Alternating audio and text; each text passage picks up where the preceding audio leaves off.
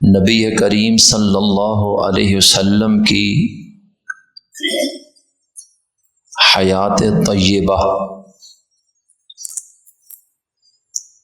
بچپن، جوانی، بڑھاپا، آپ کے اقوال اور افعال، آپ کی عبادات، عقائد، معاملات، معاشرت، اخلاق، آداب، آپ کا رہن سہن اور زندگی کا طرز، طور اور طریقہ، یہ سارے کا سارا آپ صلی اللہ علیہ وسلم کی سیرت کہلاتی ہے۔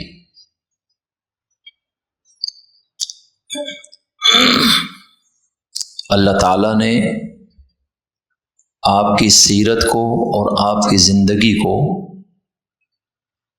سب سے اعلیٰ اور عرفہ بنایا ہے اور ہر پہلو سے کامل اور اکمل کیا ہے،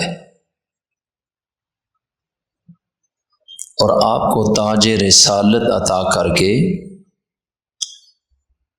اس دنیا میں بھیجا اور ختم نبوت کا تاج آپ کے سر پر رکھ کر پوری انسانیت کے لیے آپ کو نمونہ اور رول ماڈل بنایا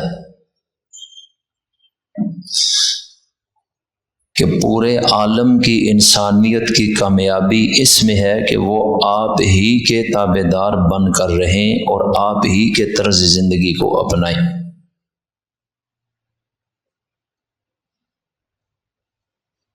اللہ تعالیٰ نے قرآن کریم میں کئی مقامات پر ہم مسلمانوں کو اور تمام انسانوں کو اس چیز کا حکم بھی دیا ہے اور پیغام بھی دیا ہے۔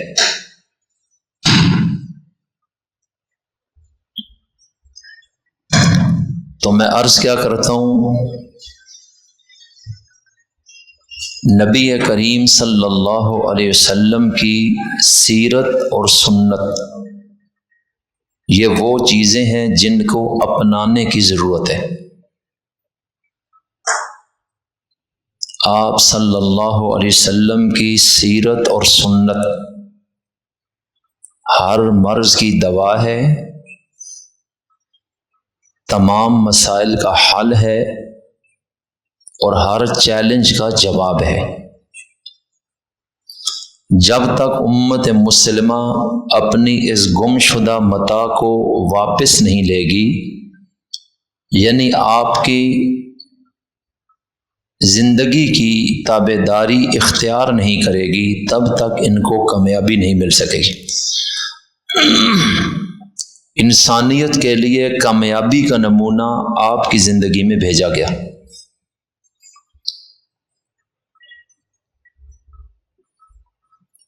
اور آج اس مجلس میں 3 وجوہات میں ذکر کرتا ہوں جن سے یہ بات ثابت ہوگی کہ ہمیں کیوں اپنے اس عظیم رسول کی سیرت اور سنت کی پیروی کرنی چاہیے۔ سب سے پہلے اس کی پہلی وجہ کہ ہم آپ صلی اللہ علیہ وسلم کے امتی ہیں،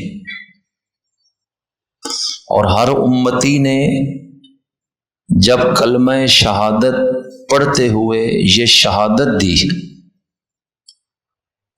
لا الہ الا اللہ محمد الرسول اللہ، کہ اللہ کے علاوہ عبادت کے لائق اور کوئی نہیں اور محمد صلی اللہ علیہ وسلم اللہ کے رسول ہیں، میں اس بات کی گواہی دیتا ہوں کہ میں نے ان کو اپنا رسول مانا،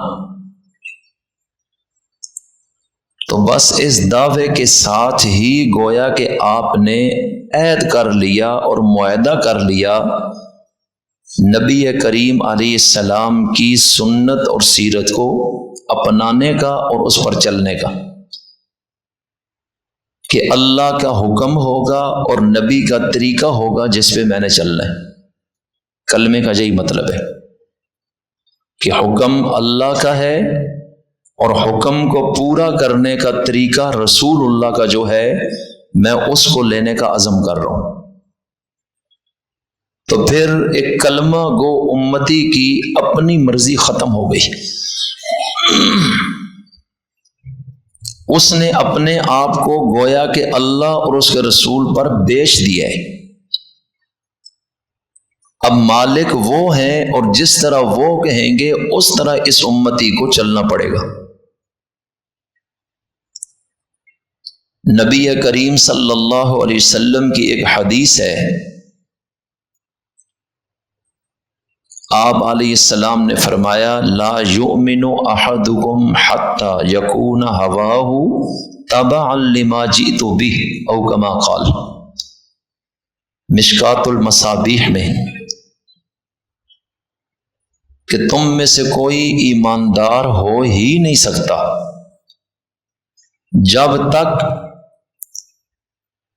وہ اس چیز کے اپنے آپ کو تابع نہ کر دے جو میں لے کر آیا ہوں۔ جو میں لے کر آیا ہوں جب تک وہ اپنے آپ کو اس چیز کے تابع نہ کر دے، اس کے پیچھے نہ چلے، تب تک وہ ایماندار کہلا ہی نہیں سکتا۔ بالکل واضح بتا دیا۔ ایک اور حدیث میں آپ صلی اللہ علیہ وسلم نے کیا فرمایا؟ کل امتی یدخلون الجنت الا من ابا، ہر میرا امتی جنت میں چلا جائے گا سوائے اس شخص کے جس نے انکار کیا، وہ جنت میں نہیں جائے گا، حالانکہ کہہ رہا ہے کہ میں حضور کا امتی ہوں۔ ان الفاظ پر دوبارہ غور کریں کہ نبی کریم علیہ السلام باوجود اس کے کہ اپنی امت پر بہت مہربان اور شفیق ہیں اور آپ نہیں چاہتے کہ کوئی شخص بھی جہنم میں جائے، لیکن آپ واضح طور پہ فرما رہے ہیں کہ میرا ہر امتی جنت میں جائے گا سوائے اس کے من ابا جس نے انکار کیا۔ قیل ومن ابا، آپ کی بارگاہ میں عرض کیا گیا کہ من ابا سے مراد کون ہے، کس نے انکار کیا؟ آپ نے فرمایا من اطاعنی دخل الجنہ ومن عصانی فقد ابا، کہ جس نے میری اطاعت کی، میری پیروی کی، وہ تو جنت میں چلا جائے گا، اور جس نے میری نافرمانی کی اس نے انکار کر دیا۔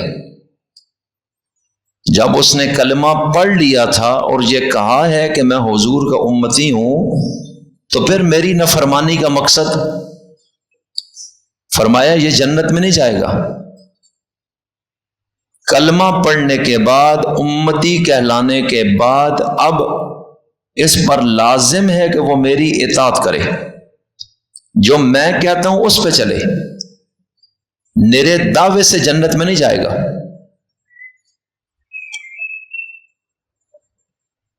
اسی طرح قرآن کریم کی آیت سورۃ الحشر آیت نمبر 7 پارہ 28 میں اللہ تعالیٰ فرما رہے ہیں ما آتاکم الرسول فخذوہ وما نہاکم عنہ فانتہوا، کہ یہ رسول جو تمہیں دیں اس کو لو اور جس سے روکیں اس سے باز آ جاؤ۔ گویا کہ تم نے ان کی مرضی پر چلنا ہے، اب جو یہ تمہیں دیں، یہ کہہ دیں یہ حلال ہے، اس طرف چل پڑو، اور جس سے روکیں کہ یہ ناجائز، حرام، سود، جوا، یہ اللہ کی نافرمانی، اللہ کے غضب کو دعوت دینے والی چیزیں، ادھر نہیں جانا، فرمایا رک جانا ہے۔ یہ خود اللہ تعالیٰ قرآن کریم میں فرما رہے ہیں، اور اس امت کا اختیار اس نبی کو دے دیا گیا ہے کہ اب تمہاری اپنی مرضی نہیں ہے، تم ان کی مرضی کے پیچھے چلو گے۔ سورۃ النساء میں فرمایا وما ارسلنا من رسول الا لیطاع باذن اللہ، کہ ہم نے رسول نہیں بھیجا مگر صرف اس خاطر تاکہ اس رسول کا کہنا مانا جائے، ان کی اطاعت کی جائے، اس لیے ان کو بھیجا ہے کہ جو کلمہ گو ہیں اور وہ کہہ رہے ہیں کہ ہم نے ان کو رسول مانا ہے، وہ اس رسول کی مانے، اللہ کے حکم کے ساتھ ان کی اطاعت کی جائے۔ اللہ فرماتا ہے ان کو ہم نے اس لیے بھیجا ہے، اس لیے نہیں بھیجا کہ تم یہ کہو کہ ہم ان کو رسول مان گئے لیکن اپنی مرضی کے مطابق جو چاہو وہ کرتے رہو۔ اللہ کہتا ہے ایسے نہیں چلے گا۔ تو ان تمام احادیث اور فرامین مصطفیٰ کے سامنے آپ خود دیکھ لیں کہ آج ہمارا معاشرہ کہاں کھڑا ہے۔ ایک ایک شخص اپنے آپ کو سوچے۔ سنن ابی داؤد، سنن ترمذی، یہ تین بڑی کتابیں ہیں اہل سنت والجماعت کی احادیث کی کتابوں میں سے، اور تینوں میں یہ حدیث ہے۔ اور اس کے علاوہ مسند احمد میں بھی یہ روایت موجود ہے، تھوڑے سے اختلاف کے ساتھ، کچھ الفاظ تھوڑے سے مختلف ہیں لیکن معنی مفہوم یہی ہے۔ آپ صلی اللہ علیہ وسلم کے صحابی ارباز بن ساریہ رضی اللہ تعالی عنہ ہیں، وہ کہتے ہیں وعظنا رسول اللہ صلی اللہ علیہ وسلم، اللہ کے رسول نے ہمیں واعظ کیا، نصیحت پر مبنی گفتگو، فجر کی نماز کے بعد، اور وہ اتنی زبردست اور اثر گفتگو تھی کہ لوگوں کی آنکھیں برس پڑی اور ان کے دل میں خوف پیدا ہو گیا۔ فجر کی نماز کے بعد آپ نے مجمع کی طرف رخ کر کے کچھ باتیں کی، اور صحابی ارباز بن ساریہ مجلس میں موجود تھے جو منظر کشی کر رہے ہیں کہ آپ نے جو واعظ فجر کے بعد ہم سے فرمایا تھا، آنکھیں بہہ پڑی اور دل خوف زدہ ہو گئے۔ اور ایک شخص نے یہ کہا اے اللہ کے رسول، آج کی یہ تقریر اور گفتگو تو بالکل ایسے ہے جس طرح آپ کی الوداعی تقریر ہو، جیسے کوئی دنیا سے جاتے وقت بڑی اہم باتیں کر کے جاتا ہے اور کام کی باتیں یہ اس طرح کی باتیں ہیں، آپ ہمیں بتائیں کیا کرنا ہے۔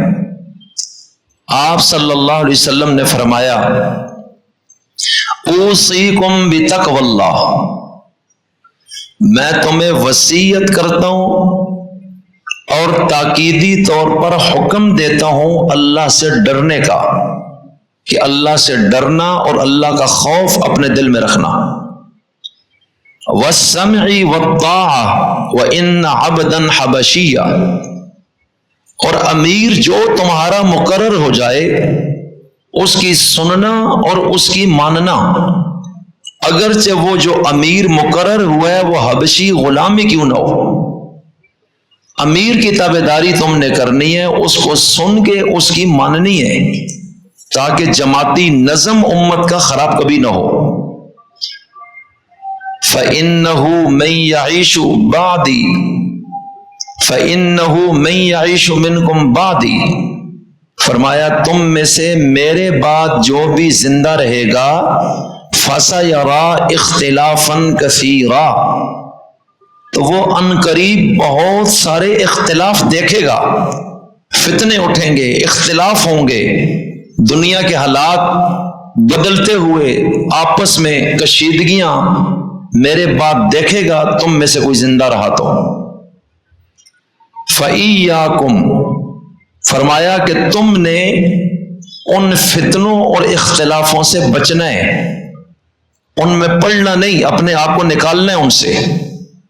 وَمُحْدَثَاتِ الْأُمُورِ، اور دین کے اندر جو نئی چیزیں پیدا کر دی جائیں یعنی بدعات، ان سے بھی بچنا ہے۔ جو چیز مجھ سے ثابت نہیں اس کے پیچھے نہیں جانا۔ فَإِنَّهَا ضَلَالَةٌ، کیوں کہ وہ گمراہی ہے، وہ ہدایت کا راستہ نہیں ہے۔ فمن ادرک ذالک منکم، تو جب میرے بعد کوئی زندہ رہے گا اور اتنے اختلاف دیکھے گا اور دین میں بھی بدعات اس کے سامنے آئیں گی اور یہ گمراہیاں جب وہ دیکھے گا اور اپنے زمانے میں وہ ان کو دیکھ لے گا، پا لے گا، اس وقت میں موجود ہوگا، تو نجات کا طریقہ کیا ہے؟ فَعَلَيْهِ بِسُنَّتِي وَسُنَّتِ الْخُلَفَاءِ الرَّاشِدِينَ بَعْدِي، تو اس شخص پر لازم ہے اس اختلاف اور فتنے کے دور میں کہ میری سنت کو لازم پکڑ لے، اس کو نہ چھوڑے۔ میری سنت کیا ہے؟ اس کے پیچھے جائے، اور خلفائے راشدین، میرے وہ خلفاء جو ہیں ہی ہدایت یافتہ، میرے بعد پھر ان کی سنت پہ بھی لازم پڑے کہ وہ گمراہ نہیں ہوں گے۔ عضو علیہا بالنواجس، اور میری اور خلفائے راشدین کی سنت اور طریقے کو اپنی داڑھوں سے مضبوطی سے پکڑ لے تاکہ چھوٹنے نہ پائے۔ تو گویا کہ ان فتنوں کے دور میں بھی سنت نبوی اور سنت خلفائے راشدین ہی نجات کا راستہ ہے۔ تو اس سے آپ اندازہ لگائیں کہ کیا آج کا دور وہ نہیں؟ دین کے نام پر، دنیا کے نام پر، سیاست کے نام پر، خیرخواہی کے نام پر اور انسانیت، فلاح اور بہبود کے نام پر کتنے فرقے، گروپ، دھڑے، مقابلے بازیاں، اور کچھ مسلمان اس طرف چلے گئے، کچھ ادھر، آپس میں اتنی دشمنیاں اور عداوتیں، اور ان سب چیزوں سے اپنے آپ کو نکال کر اصل دین یعنی نبی اور خلفاء کی سنت کی طرف لانا، فرمایا یہ میری نصیحت ہے تمہیں۔ تو کیا آج ہم ان فتنوں میں مبتلا نہیں؟ خود ہر بندہ غور کرے تو یہ بات سمجھ آئے گی، کیا ہم نے اللہ کے رسول کے کہنے کو چھوڑ نہیں دیا؟ اس طرح آپ نے صحابہ کرام کو یہ باتیں بتا بتا کر ان چیزوں سے نکالا کہ آپ نے اپنے اتحاد اور امت پنے کو ختم نہیں ہونے دینا۔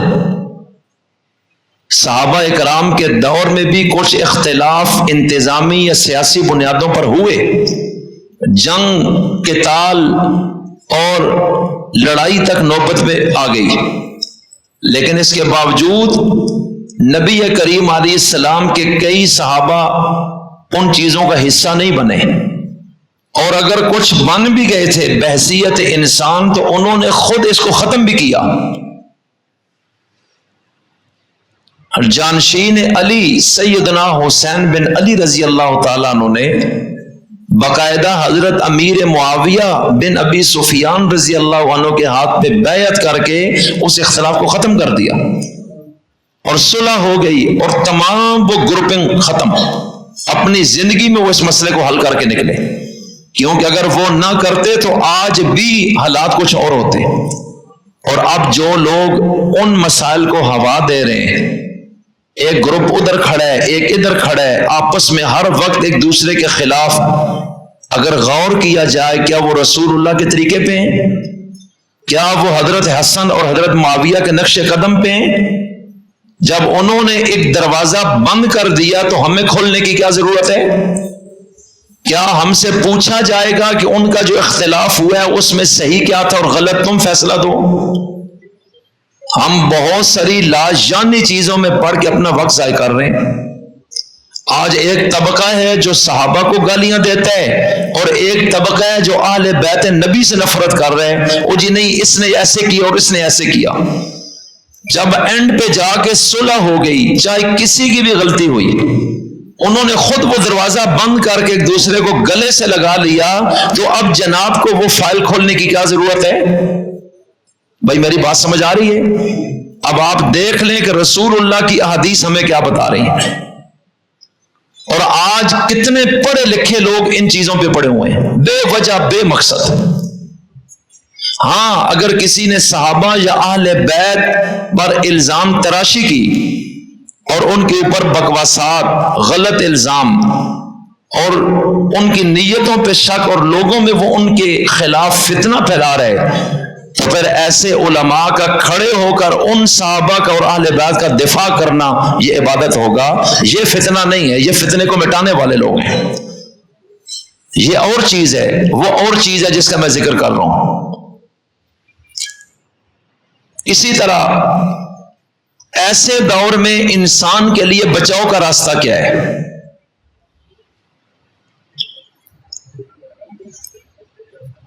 امام مالک بن انس رضی اللہ تعالی رحمت اللہ علیہ، جنہوں نے موطا امام مالک لکھی، یہ حدیث کی بڑی مشہور اور معتبر کتاب ہے جو بخاری شریف سے بھی پہلے لکھی گئی ہے، اور امام مالک مسجد نبوی کے امام اور خطیب تھے، اور وقت کے بادشاہوں کے بیٹے بھی ان کے پاس پڑھتے تھے، اور جو اہل سنت والجماعت میں دنیا میں 4 فقہ ہیں، ان میں ایک فقہ امام مالک کی بھی چل رہی ہے۔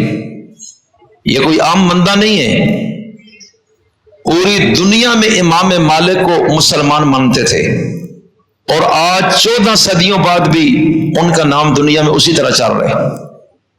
تو امام مالک نے حدیث کی جو کتاب لکھی اسے موطا امام مالک کہا جاتا ہے۔ موطا یہ احادیث کی کتابوں کی قسمیں، بعض کتابوں کو جامع کہا جاتا ہے، بعض کو سنن کہا جاتا ہے، بعض کو معطات کہا جاتا ہے، بعض کو معجم کہا جاتا ہے۔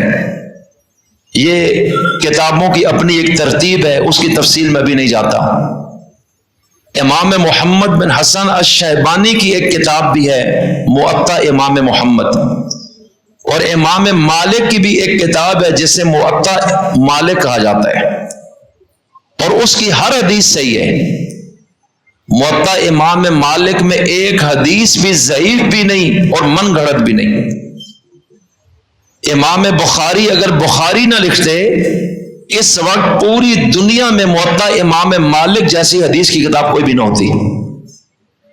اور حضرت شاہ ولی اللہ محدث دہلوی رحمت اللہ علیہ تو اس بات پر تھے کہ پوری دنیا میں احادیث کی کتابوں میں پہلا نمبر موطا امام مالک کا ہے، اور بخاری کا نمبر دوسرا ہے۔ لیکن جب امام بخاری نے بخاری شریف لکھی تو پھر امت نے پہلا نمبر اس کتاب کو دیا کہ اس میں کوئی حدیث ضعیف نہیں۔ تو اس کا یہ مطلب نہیں کہ موطا امام مالک دوسرے نمبر پہ چلی گئی، بلکہ وہ اس کی برابری میں ہے، کیونکہ اس میں بھی کوئی حدیث ضعیف نہیں۔ لیکن جتنی احادیث موطا امام مالک میں ہیں امام مالک کی سند سے، وہ ساری احادیث، البتہ بخاری میں بہت ساری احادیث اور بھی ایسی ہیں جو موطا امام مالک میں نہیں۔ تو جب کوئی کہہ رہا ہوتا ہے کہ بخاری قرآن کے بعد پہلے نمبر کی کتاب ہے، تو گویا کہ وہ آٹومیٹک کہہ رہا ہے کہ موطا امام مالک بھی پہلے نمبر کی کتاب ہے، کیونکہ وہ ساری احادیث اس میں بھی ہیں۔ تو موطا امام مالک کے اندر یہ روایت امام مالک نے بیان کی، لیکن اپنے اور حضور کے درمیان جو واسطہ ہے اس کا ذکر نہیں کیا، ڈائریکٹ بیان کی۔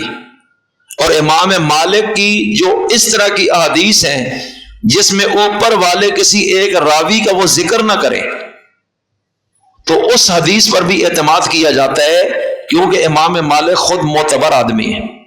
جیسے میں ابھی کہہ رہا ہوں کہ حضرت ارباز بن ساریہ نے یہ روایت بیان کی۔ اب ارباز بن ساریہ اور میرے درمیان تو بہت سارے راوی ہیں، میں نے ہر ایک کا نام تو نہیں لیا، اور میں نے ڈائریکٹ ارباز بن ساریہ سے سنا ہی نہیں ہے۔ تو اس طرح کی جو روایات ہیں جس میں راوی اور حضور کے درمیان کسی مقام پر اوپر، راوی کے اوپر یا اس سے اوپر یا صحابی کا کوئی نام ذکر نہ کیا جائے اور ڈائریکٹ حضور کی طرف نسبت کی جائے، اس حدیث کو مرسل کہا جاتا ہے، اس کی جمع مراسیل ہے۔ تو یہ روایت جو امام مالک بیان کر رہے ہیں موطا میں، یہ مرسل ہے، ڈائریکٹ حضور کی طرف نسبت کر کے بیان کر رہے ہیں۔ نبی کریم علیہ السلام نے کیا فرمایا؟ ترکت فیکم امرین، یہ ایک اور حدیث ہے، جو پہلے والا واسطہ یہ وہ نہیں ہے۔ آپ نے فرمایا کہ میں نے تمہارے درمیان 2 اہم چیزیں چھوڑ دی ہیں، اپنی امت کو اور صحابہ کو خطاب کیا۔ ترکت فیکم امرین، میں چھوڑ کے جا رہا ہوں تمہارے درمیان دو امور، دو اہم چیزیں، لن تمسکتم بہما، لن تضلوا ما تمسکتم بہما، کبھی بھی گمراہ نہیں ہو سکتے تم جب تک ان دونوں کو تم مضبوطی سے پکڑے رہو گے، گمراہ ہو ہی نہیں سکتے۔ اب دیکھیں کتنی اہم بات آپ صحابہ کو بتا کے جا رہے ہیں، کیونکہ اسی ہدایت اور ایمان کے لیے تو صحابہ نے قربانیاں دی، اور ذہن میں یہ بات اٹھتی تھی کہ جب کل نبی نہیں ہوں گے دنیا میں تو عین ممکن ہے وحی کا دروازہ بند ہوگا، کوئی فتنہ اٹھے، کوئی مسئلے میں اختلاف پیدا ہو، کہ ہم جائیں گے کہاں؟ تو خطرہ یہ ہے کہ ہم کہیں گمراہ نہ ہو جائیں۔ تو آپ جاتے ہوئے فرما رہے ہیں کہ میں نے دو چیزیں تمہارے اندر چھوڑ دی ہیں، کبھی بھی گمراہ نہیں ہو سکتے جب تک تم ان دونوں کو مضبوطی سے پکڑے رہو گے۔ شرط یہ ہے کہ ان دونوں کے ساتھ تمسک کرنا ہے، ان کو قابو رکھنا ہے، ان سے اٹیچ رہنا ہے، ان کے ساتھ جوڑ کے رہنا ہے، تم گمراہ نہیں ہو سکتے۔ کتاب اللہ و سنت رسولی، فرمایا پہلی چیز جو میں چھوڑ کے جا رہا ہوں وہ اللہ کی کتاب قرآن کریم ہے، اور دوسری چیز اس کے عظیم رسول کی سنت ہے۔ کتاب اللہ اور سنت رسول یہ میں چھوڑ کے جا رہا ہوں۔ اب میرا آپ سے سوال ہے، آپ چیک کریں اسلامی معاشرے میں کتنے لوگ ہیں جو قرآن کریم کو سمجھتے ہیں، کتنے ہیں جن کو پتہ ہے حدیث اور سنت کیا چیز ہے، پتہ ہی کچھ نہیں۔ تو جس کا بھی ویڈیو کلپ کہیں سے آئے گا ہم اس کو سنتے ہیں، کہتے ہیں یہ زبردست ہے، مولویوں کو تو آتے ہی کچھ نہیں۔ تو سب سے بڑی بات یہ ہے کہ میں خود جو جاہل ہوں، تو جو بھی شکار کرے گا میں نے پھنس جانا ہے۔ میرے اندر روشنی نہیں ہے، نہ قرآن کا پتہ ہے، نہ سنت کا، نہ فرمان مصطفیٰ کا، تو پھر جس کی بھی اچھی تقریر مجھے دل دماغ میں لگ گئی میں نے تو چل پڑنے۔ اب یہ پتہ تو ہے نہیں کہ وہ صحیح بول رہا ہے یا غلط، یہ تو اہل علم علماء جانتے ہیں جنہوں نے زندگیاں اس چیز پہ لگائی ہیں، اور علماء کو تو شخص نے ماننا کوئی نہیں، تو نتیجہ کیا ہے؟ اس کو گمراہی سے کوئی بھی نہیں بچا سکتا، اس نے 100% گمراہ ہونا ہے، اور یہ اپنے ذہن کے مطابق سمجھ رہا ہوگا کہ میں وقت کا ابو حنیفہ ہوں، اب جو مجھے آتا ہے وہ مولویوں کو بھی نہیں آتا۔ بس یہ ایک ایسا جراثیم اس کے دماغ میں چلا گیا ہے، اس کی اصلاح نہیں ہو سکتی۔ مرزا انجینئر اور غامدی اور اس جیسے فتنے جو آج دین کے ٹھیکیدار بنے ہوئے ہیں، جو بھی دین کی تعبیر اور تشریح کریں، یوٹیوب پہ بیٹھے ہیں، اور بہت بڑا طبقہ جو براہ راست نہ قرآن کو سمجھتا ہے، نہ حدیث، نہ سنت کو، ان میں صلاحیت ہی نہیں ہے، استعداد ہی نہیں ہے، عربی پڑھنے کی بھی نہیں آتی، علماء کے وہ قریب نہیں، مدرسوں میں کبھی پڑھا نہیں، علماء پر اعتماد نہیں، اس طرح کے لوگ سارے ان کے پاس پھنس گئے۔ اب وہ چونکہ کرتے ہیں مسلسل تنقید، فلاں نے یہ کیا، فلاں نے یہ بندہ خوش ہوتا ہے، اور جی کوئی مولوی جمے ہی نہیں، انہوں نے جواب تا دے دو جلے تو میں تاہنا بھئی تنے لگل بھی کوئی نہیں جمیا، لم یا بچ جیسا پتہ ہی کچھ نہیں۔ تیرے جیسے بے وقوف ہوں گے تو ان جیسے لوگوں کا تو آٹومیٹک ستارہ عروج پہ جانا ہے۔ اس لیے ہمیں تھوڑا سا ان چیزوں کو سمجھنا چاہیے۔ اب ایک بندہ انجینئر ہے، اس نے ڈگری لی ہے، زندگی لگائی ہے، اور ایک عام بندہ ہے جس کا وہ لائن ہی نہیں، تو اس شعبے کی بات انجینئر کی معتبر ہو گئی یا اس للو بنجو کی؟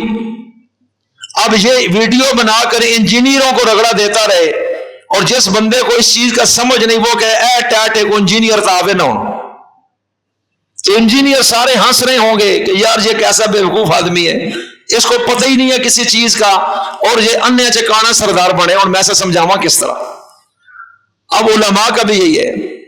اب مرزا انجینئر چھوٹے سے قد کا آدمی ہے، نہ کوئی کتاب ہے، نہ کوئی مدرسہ ہے، نہ کوئی حدیثوں سے زبانی آتی ہیں، اور اس کو اسلام کے خلاف کی طاقتیں بیک پر وہ ساری چیزیں دیتی رہتی ہیں، اس کو ہائی لائٹ کرو، اس کو کرو، تاکہ علماء کا قد کاٹ معاشرے میں خراب کرو۔ تو علماء تو ان اختلاف میں نہیں پڑھتے، رسول اللہ کا فرمان ہے کہ آپ نے ان چیزوں میں نہیں پڑھنا۔ میرے بعد تم دیکھو گے بہت سارے اختلاف، اس وقت تم نے کیا کرنا ہے یہ میں تمہیں بتا کے جا رہا ہوں۔ اب جو جاہل بندہ ہے وہ تو کود جاتا ہے اس میں، اور جو صاحب تقوی علماء ہیں ان کے سامنے تو رسول اللہ کے فرامین ہیں، وہ کہاں جائیں گے؟ مجھے بتائیں کیا وہ سارا دین کا کام چھوڑ کے صرف اسی بات میں لگ جائیں گے کہ نہیں یہ ٹھیک ہے اور یہ غلط ہے؟ اصل چیز یہ ہے کہ لوگ قرآن کریم کو سمجھیں، پڑھیں، اس کے ترجمے پہ ذرا غور کریں، جہاں کوئی مسئلہ پیدا ہو معتبر علماء سے رابطہ کر کے ان سے دین کو سمجھیں، تو انشاءاللہ تمام اشکالات ختم ہو جائیں گے، مسئلہ پیدا ہی نہیں ہونا۔ تو سب سے بڑا مسئلہ یہ ہے کہ ہم نے اپنے رسول کی ان نصیحتوں کو چھوڑ دیا ہے۔ آپ واضح فرما رہے ہیں کہ تم کبھی گمراہ ہو ہی نہیں سکتے جب تک تم اللہ کی کتاب اور میری سنت کے ساتھ جڑے رہو گے۔ ہم نے کبھی سوچا ہے کہ سنت کیا ہے، اللہ کی کتاب کہتی کیا ہے؟ کیا ہم نے کبھی خود اس میں غور کیا ہے؟ ہم نے سمجھنے کی کوشش ہی نہیں کی۔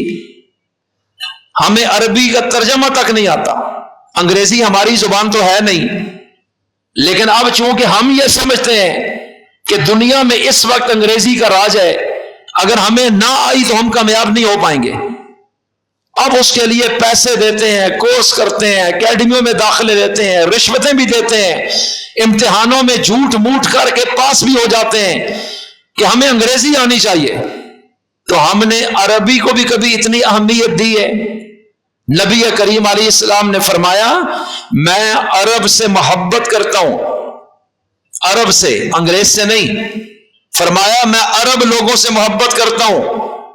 کیوں؟ فرمایا کہ میں بھی عربی ہوں، عربی بولتا ہوں، اور قرآن کی زبان بھی عربی ہے کہ یہ اللہ کی باتیں ہیں، اور جنت والوں کی زبان بھی عربی ہے، اس لیے مجھے عرب سے محبت ہے۔ اور آج ہمارا قبلہ تو مغرب اور یورپ ہے، ہر شخص چاہتا ہے میں کسی طرح پہنچ جاؤں۔ رسول اللہ نے فرمایا مجھے تو ان سے محبت ہے، اور ہم نے کبھی اس حیثیت سے بھی کوشش ہی نہیں کی اتنا شعور تو ہو جائے، کم از کم عربی کی کچھ سمجھ بوجھ تو پیدا ہو جائے۔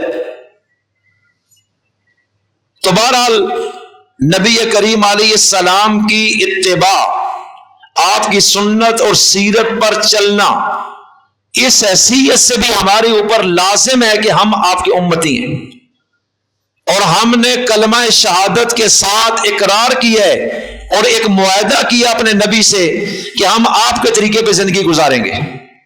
کیا آج ہمارا طور طریقہ، ہمارا رہن سہن، معاشرت، تجارت، سیاست، اخلاق، آداب کیا نبی کے طریقے کے مطابق ہے؟ ہمیں چیک کرنا چاہیے۔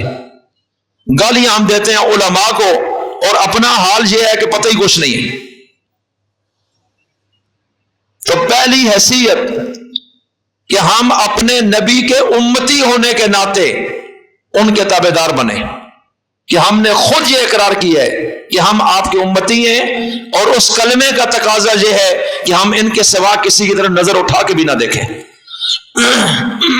دوسرے نمبر پہ دوسری وجہ کہ آپ کی سنت اور سیرت پر چلنا کیوں لازم ہے، کہ ہمارا اور ہمارے نبی کا جو آپس میں تعلق ہے، بلکہ یہ محبت کا تعلق ہے کہ آپ ہمارے محبوب ہیں، اور حسینان عالم سے بڑھ کر آپ سب سے بڑے محبوب ہیں، آپ جیسا کوئی بھی نہیں۔ اور دنیا میں ہم دیکھتے ہیں کہ جو جس کی محبت میں ہے وہ اپنے محبوب کے رنگ میں رنگا جاتا ہے، اس کو دکھائی وہ دیتا ہے، سنائی وہی دیتا ہے، وہ اسی کے تذکرے کرتا ہے۔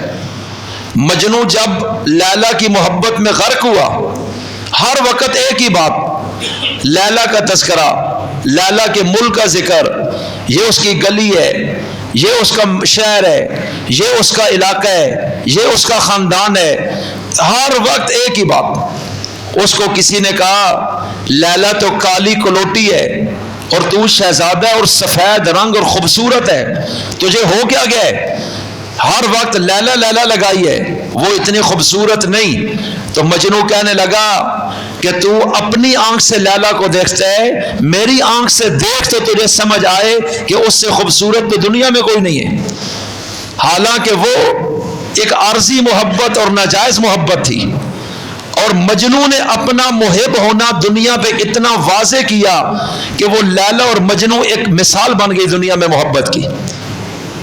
تو میں عرض کرتا ہوں کہ صحابہ کرام نے اپنے نبی کے ساتھ صرف ضابطے اور قانون کا تعلق نہیں رکھا، بلکہ آپ سے ایسی محبت کی کہ جس کی مثال ہی کائنات میں نہیں ہے، اور امت کو اپنے نبی کے ساتھ اس طرح کی محبت کا حکم ہے۔ اور یہ معیار میں نہیں بنا رہا، یہ اللہ کے نبی نے خود بنایا ہے۔ نبی کریم علیہ السلام کی حدیث، لا یؤمن احدکم حتی اکون احب الیہ من والدہ وولدہ والناس اجمعین او کما قال علیہ السلام، فرمایا تم میں سے کوئی شخص ایماندار ہو ہی نہیں سکتا جب تک میں اس کے نزدیک اس کے والدین، اس کی اولاد، اس کے اپنے سے اور تمام انسانوں سے زیادہ محبوب نہ بن جاؤں، تب تک یہ ایماندار ہو ہی نہیں سکتا۔ میری محبت سب سے آگے ہوگی۔ اگر میرے مقابلے میں کل کوئی آئے تو اس حد تک میری محبت کا غلبہ ہو کہ وہ سب کو قربان کر دے، جب تک اس لیول کی محبت کسی کے دل میں میری نہ ہو، اس کے ایمان کا کوئی اعتبار نہیں ہے۔ اور صحابہ کرام نے اپنے عمل سے یہ ثابت کی ہے کہ ہم محبت کے اس معیار پہ کھڑے ہیں، لیکن آج ہم تو نہیں کر سکتے۔ ایک طرف سنت ہے، ایک طرف رواج ہے، ہم سنت کو قربان کر کے رواج پہ آتے ہیں۔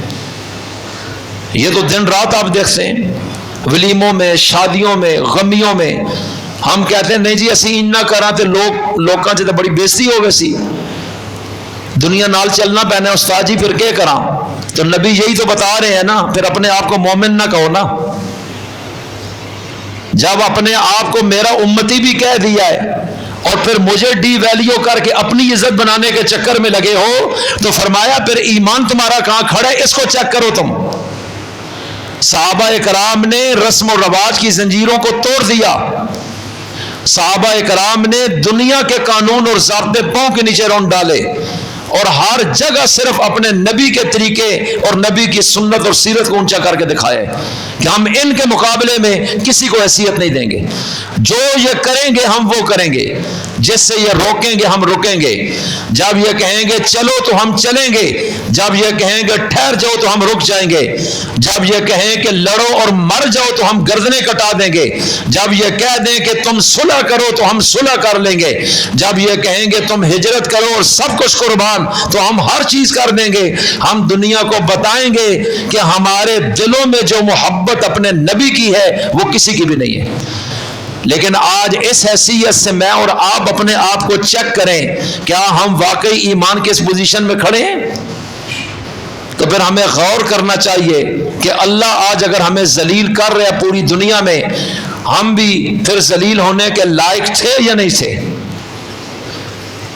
اور اسی طرح اللہ تعالیٰ فرما رہا ہے قرآن کریم میں، سورہ آل عمران آیت نمبر 21، قُلْ إِن كُنتُمْ تُحِبُّونَ اللَّهَ فَاتَّبِعُونِي يُحْبِبْكُمُ اللَّهُ، اے نبی ان کو کہیں اگر اللہ سے محبت کرتے ہو تو میری تابع داری کرو، جو میں کہتا ہوں جو میں کرتا ہوں اس طرح کرو، اپنی مرضیاں ختم کر دو۔ يُحْبِبْكُمُ اللَّهُ، اللہ تم سے محبت کرے گا، وَيَغْفِرْ لَكُمْ ذُنُوبَكُمْ، اور تمہارے لیے تمہارے گناہ بھی ختم کر دے گا، معاف کر دے گا، وَاللَّهُ غَفُورٌ رَحِيمٌ، اور اللہ خوب بخشنے والا اور مہربانی کرنے والا ہے۔ تو یہ بالکل واضح حکم ہے کہ اگر تمہیں اللہ سے محبت ہے یا دعویٰ ہے کہ تم اللہ سے محبت رکھتے ہو، فرمایا پھر اس کا ایک ہی راستہ ہے کہ یہ آپ کے تابع دار بن جائیں تو یقین ہو جائے گا یہ سچے لوگ ہیں، اور اگر یہ آپ کے تابع داری اختیار نہیں کرتے تو جھوٹ بول رہے ہیں، ان کے اس دعوے کی کوئی حیثیت نہیں ہے۔ تو اس حیثیت سے بھی ہمیں اپنے نبی ہی کی تابع داری کرنی چاہیے، کیوں کہ ہم آپ سے محبت رکھتے ہیں، صرف ضابطے اور دنیا داری کی حد تک کوئی تعلق نہیں ہے۔ اور اس کے بعد تیسری وجہ آپ ہی کو فالو کرنے کی، جو آج کی مجلس میں بیان کر رہا ہوں کہ آپ خاتم النبیین ہیں صلی اللہ علیہ وسلم، تمام نبیوں میں آپ کو آخری بنا کر بھیجا گیا، اور اب قیامت تک حضور کے بعد کوئی نیا نبی، اونچا بولیں، اور اگر کوئی کہے میں نبی ہوں تو وہ سچا ہوگا یا جھوٹا ہوگا؟ اور اس کو ماننے والے، ان سے ہم دلیل بھی نہیں مانگیں گے کہ آپ نبی ہیں دلیل پیش کریں، کیونکہ جب ہم دلیل مانگیں گے اس کا مطلب ہے ہمیں حضور کی ختم نبوت میں ڈاؤٹ ہو گئے، ہمارا ایمان ختم ہو جائے گا۔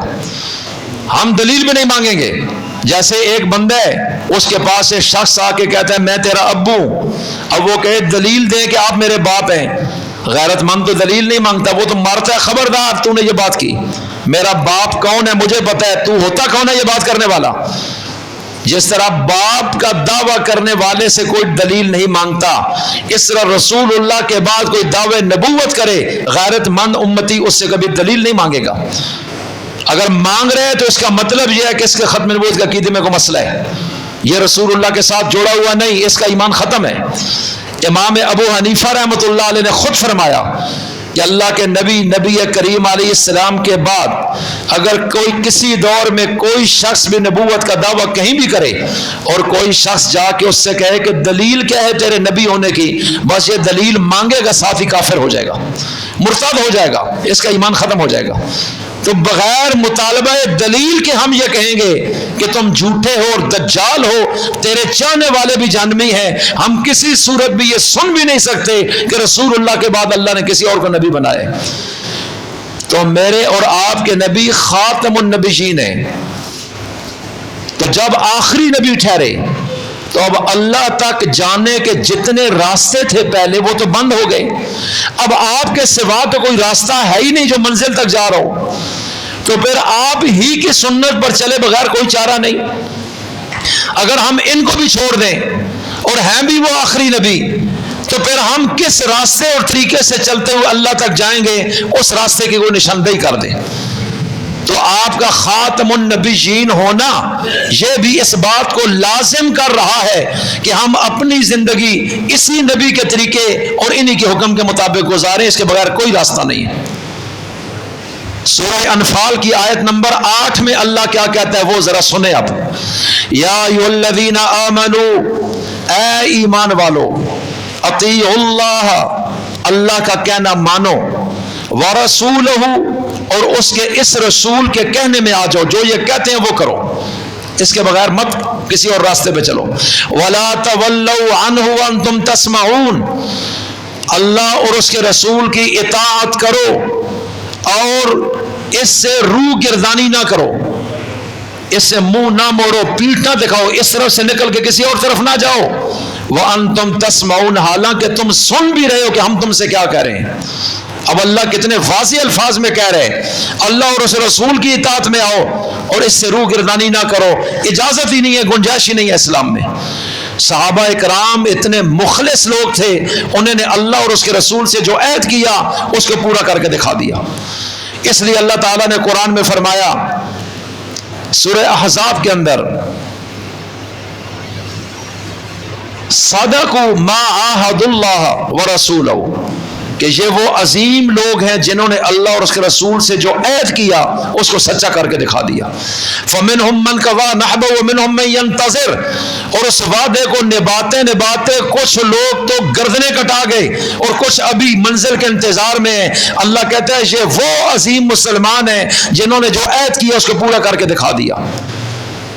یہ اللہ تعالیٰ خود ان کی تعریف کر رہے، اور پھر اللہ نے بھی ان کی پیٹھ نیچے نہیں لگنے دی۔ آپ دیکھنے پوری دنیا پر سب پر اوپر رہے اور اتنے اوپر گئے کہ ان کو گرا کوئی نہیں سکا ان کی موت تک۔ دنیا کی سپر پاور اور بڑے بڑے طاقتور ملک بھی ان کی غلامی میں چلے گئے۔ اللہ کہتا ہے جب تم میرے نبی کے ساتھ صحیح ہوگے تو میرا قانون تمہارے ساتھ صحیح چلے گا، اور جب ان سے بے وفائی کرو گے پھر مجھ سے تم کامیابی کا کوئی توقع نہ رکھنا کہ میں تمہیں عزت دوں گا، میں تمہیں معاشی طور پہ مضبوط کروں گا، میں تمہیں ایک امت اور اتحاد والی نعمت دوں گا، یہ ممکن ہی نہیں ہے۔ اس لیے آج امت مار اس لیے کھا رہی ہے کہ اپنے نبی کے ساتھ بے وفائی کر رہی ہے، رسول اللہ کی سنت اور طریقے سے بھاگ رہی ہے، اور ہم کوشش بھی نہیں کرتے کہ کم از کم جو ظاہری نظر آنے والا وجود ہے وہ تو نبی کے غلاموں کا نظر آ جائے، ہم تو اس کی بھی کوشش نہیں کرتے۔ سر کے بال بھی نبی کے طریقے کے خلاف کٹے ہیں، چہرے کی داڑھی بھی الگ، لباس بھی الگ ہے، بولنے کا طریقہ بھی جدا ہے، کمائی میں حرام ہے، زبان پہ گال ہے، بد اخلاقی ہے، ہر چیز میں ہم ایک دھوکہ اور چکر کر رہے ہوتے ہیں، اور ہم کہتے ہیں جی ہم تو مسلمان ہیں، دعائیں کرتے ہیں، وظیفے پڑھتے ہیں، مسئلہ سیدھا نہیں ہوتا۔ اللہ کو دھوکہ کوئی نہیں دے سکتا۔ اس لیے آج ہم تہیہ کریں کہ ہم باقی زندگی اپنے نبی کے طریقے کے مطابق گزاریں گے انشاءاللہ۔ روز ایک سنت اگر آپ سیکھ لیں، سنت نبی کے طریقے کو کہتے ہیں، ایک سنت مہینے میں 30 سال میں پوری زندگی آپ کی اسلام کے مطابق بن جانی ہے۔ مشکل ہے ہی کوئی نہیں، لمبی کتابیں نہ پڑھیں، آپ صرف ایک سنت، آپ اپنی اپنی مسجدوں میں مولانا صاحب کے پاس تبلیغی مرکز میں چلے جائیں، تبلیغی جماعت کہیں آئے ان کے پاس بیٹھ جائیں 10 منٹ کے لیے، وہ آپ سے پیسے نہیں لیں گے، وہ اتنا پوچھ لیں ایک عالم دین سے، اللہ والوں سے، یا تبلیغی جماعت میں لگے ہوئے وقت والے کسی شخص سے کہ پانی پینے کا نبی کا سنت طریقہ کیا وہ بتائیں، وہ بیٹھ کے پیے گا، 2-3 دفعہ آپ چیک کریں کہ گلاس کے ہاتھ میں پکڑ رہے، بیٹھ کے پیتا ہے یا کھڑے ہو کے، پھر ایک سانس میں یا 3 سانس میں، پھر سانس برتن میں لے رہا ہے یا برتن سے باہر لیتا ہے، اور پانی میں دیکھ کے پی رہا ہے یا آنکھیں بند کر کے پی رہا ہے، اور پھر پہلے کیا پڑتا ہے اور بعد میں، بس اتنے سی بات ہے۔ 1-2-3 دفعہ جب دیکھیں گے اور اس طرح کریں گے، 5-7 دن میں وہ آپ کی عادت بن جانی ہے، اس سنت نے زندگی سے نکلنا ہی نہیں ہے، رٹا لگانے کی ضرورت ہی نہیں ہے۔ اب ایک دن تو پانی پینے کا طریقہ سنت کیا، پوری زندگی یہ سنت آپ کے اندر پیدا ہو گئی۔ اگر آپ کھڑے ہو کے پیتے ہیں، الٹے ہاتھ سے پیتے ہیں، بغیر بسم اللہ کے پیتے ہیں، ایک سانس میں پیتے ہیں، تو آپ دیکھیں نبی کی کتنی سنتوں کو جنازہ نکل گئے۔ اللہ تعالیٰ کو یہ چیز پسند نہیں، ہم کوشش نہیں کرتے، ہمارے اندر شوق ہی ختم ہو گیا ہے کہ ہم عربی زبان کو کچھ ٹائم دیں، کچھ قرآن کے قریب آئیں، کچھ سنتوں کو اپنی زندگی میں داخل کریں، اولادوں میں یہ محبت پیدا کریں۔ ہمارے اندر وہ چیز ختم ہو گئی ہے، اور جب تک ہم اس میں ذمہ دار نہیں بنیں گے اللہ مہربانی کبھی نہیں کرے گا۔ ایک دن آپ نے پانی پینے کا سنت طریقہ سیکھا، ایک ہی دفعہ سیکھنا ہے، دوبارہ تو ضرورت ہی نہیں پڑنی۔ اب مرزا انجینئر یہ چیزیں تو بیان نہیں کرتا، وہ ہر وقت اس نے یہ کیا اور اس نے یہ کیا، اور لوگ اس چیز میں چسکے لیتے ہیں۔ اب اگر وہ یوٹیوب چینل پہ روز صرف نبی کی ایک سنت ہی بیان کر دے کہ میں نے امت کو نبی سے جوڑنا ہے، رولا ختم ہو جانا ہے، لیکن اس نے تو یہ کام کرنا نہیں، اس نے تو علماء کو گالی بنا دینا ہے، اور لوگ ان چیزوں میں خوش ہیں، تک وہ جی سونا مزہ پہ آنا ہے۔ تو اس کی باتیں سن کے آپ کے اندر نبی کی تابعداری کا جو جذبہ پیدا ہے وہ بتائیں۔ رفع یدین، نماز کیسے پڑھنی، آمین اونچی نیچی، کیا نبی صلی اللہ علیہ وسلم زندگی میں یہی 4 مسئلے بیان کرنے کے لیے آئے؟